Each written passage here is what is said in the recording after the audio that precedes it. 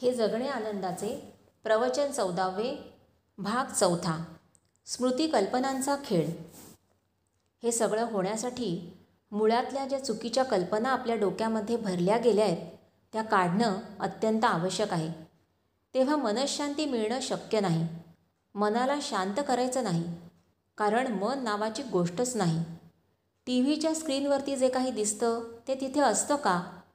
Screen असतो, स्क्रीनला हात लावू शकतो. पण समजा टी व्हीच्या स्क्रीनवरती अगदी धगधगती आग आहे, तुम्ही हात ठेवून बघा, काही लागत नाही.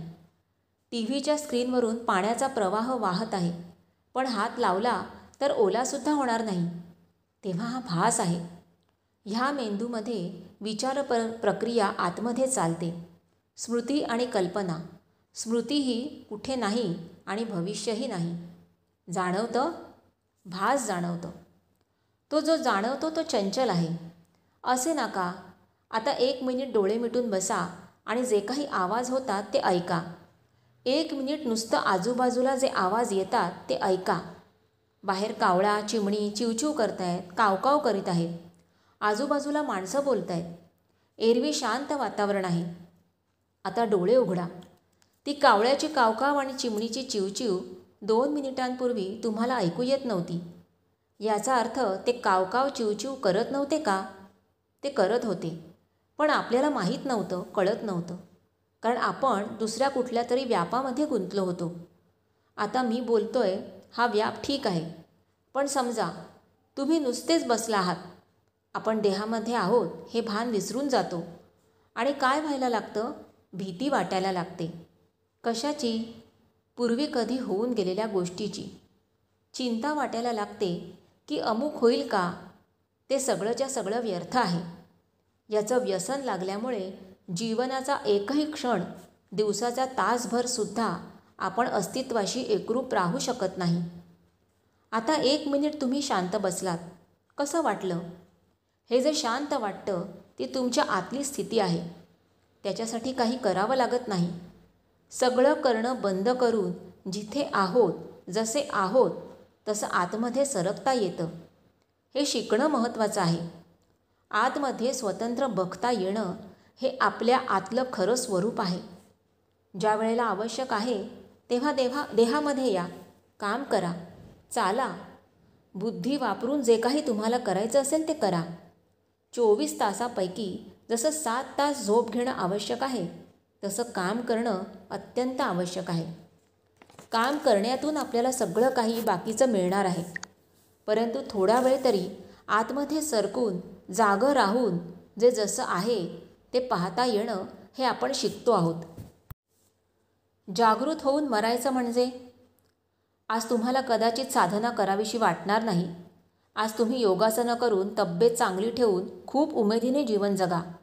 पण ऐकून ठेवा, जेव्हा कधी तुम्हाला वाटेल की खरोखरच याची आवश्यकता वाटते, तेव्हा आठवेल की काहीतरी ऐकलं होतं. त्यावेळेला तुम्ही विपश्यना करा. मी आता घाई करत नाही आहे. तुम्ही आतून जागृत झालं पाहिजे. मृत्यू अमंगल नाही, तो महामंगल आहे. पण यात्रा संपत नाही.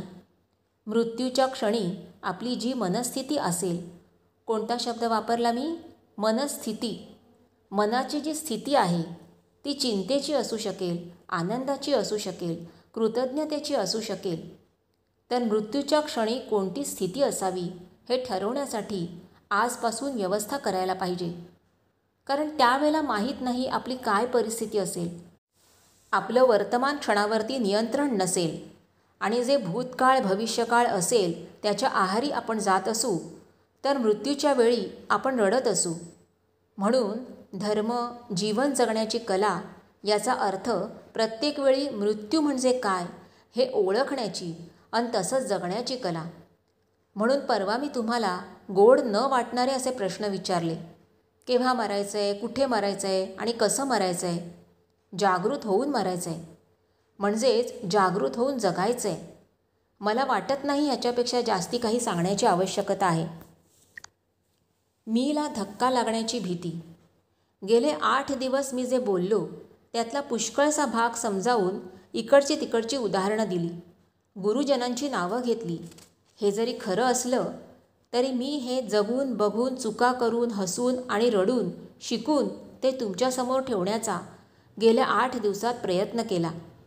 रजनीशांकडे असताना मध्ये मध्ये जेव्हा रात्री स्वप्न पडत असत तेव्हा आमचा एक प्रघात होता की ती स्वप्न लिहून द्यायची. कधी त्याचा अर्थ लागतो, कधी नाही.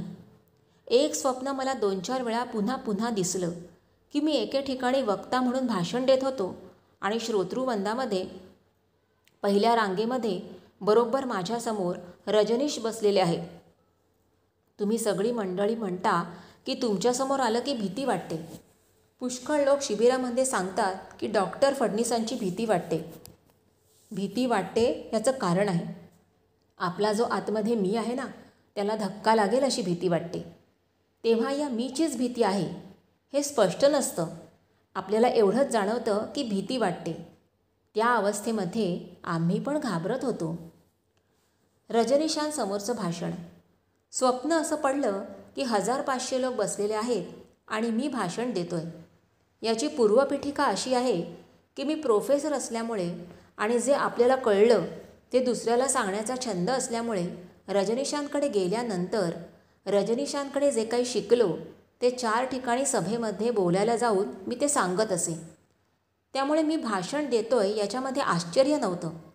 पण मी भाषण देत असताना रजनीश माझ्यासमोर बसलेले आहेत असं आधी कधी जाणवलं नव्हतं. पण एके दिवशी स्वप्नात जाणवलं. पण मला भीती नाही वाटली आणि मी बोलत राहिलो.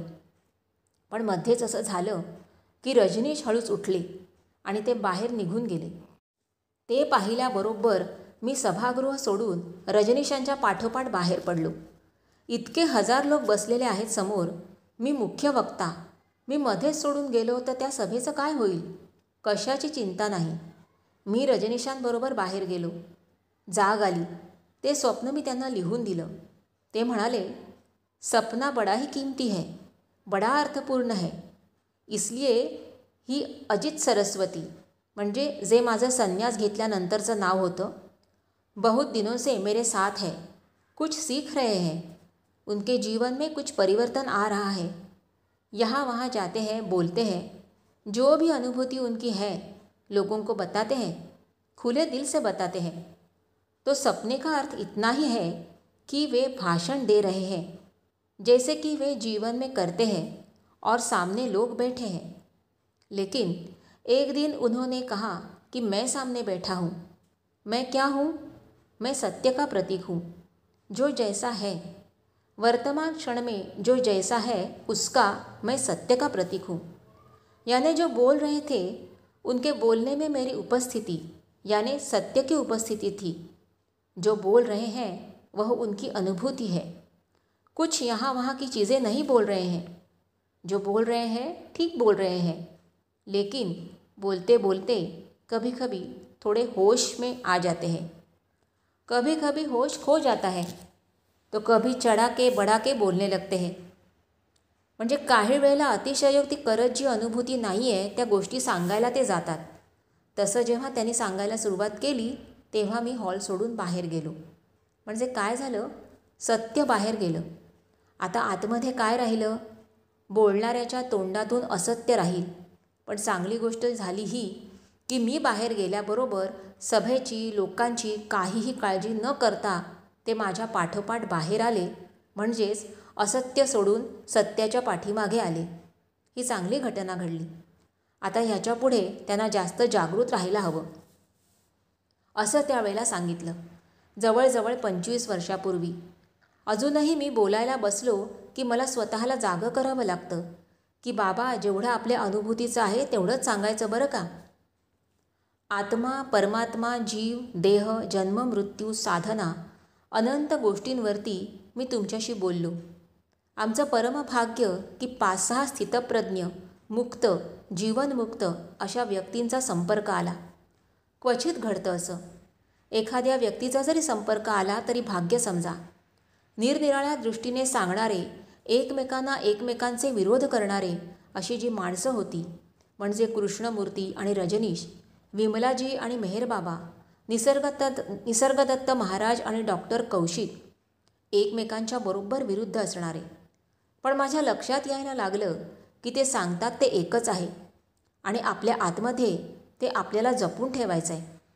अनेक लोकांकडून शिकत गेलो आणि हे जर मी माझ्यापुरतं सीमित ठेवलं तर अन्याय होईल, म्हणून मी जातो आणि बोलतो. मी जे बोलतो ते कोणत्याही एकाच परंपरेतलं नाही. मी विपश्यनेवरती बोलत असलो ना तरी भगवद्गीता, आत्मा, परमात्मा, भारतीय परंपरा, संत परंपरा या सगळ्यांचा मला एवढा अभिमान आहे की विपश्यनेवरती बोललो तरी बुद्धांचा गौरव करत असताना हे नाकारत नाही. पण हे सगळं करताना बुद्धांच्या सारख्या परममुक्त पुरुषांची शिकवणूक ह्याच्याकडे पण मला कानाडोळा करता नाही येत. तुम्ही माझ्यासमोर साधक म्हणून बसला आहात, मला आनंद आहे. इतक्या शांततेने ऐकून घेतलं.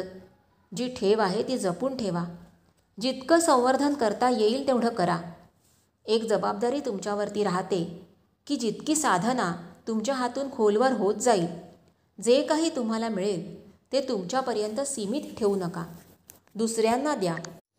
देहरी संतपदाची जोड रे, देहरी संतपदाची जोड. विमल वचनी उमज उकलुनी येई हृदयी ओल रे, देहरी संतपदाची जोड रे, देहरी संतपदाची जोड. संत समागमी आत्मत्वाचे उगवे सुंदर मोड रे, देहरी संतपदाची जोड रे, देहरी संतपदाची जोड. आत्मनिष्ठता जागी होऊनी फुलतो वृक्ष अमोल रे, देहरी संतपदाची जोड रे, देहरी संतपदाची जोड. आत्मप्रचिती हरिभक्तांचा होई शेवट गोड रे, देहरी संतपदाची जोड रे, देहरी संतपदाची जोड रे, देहरी संतपदाची जोड.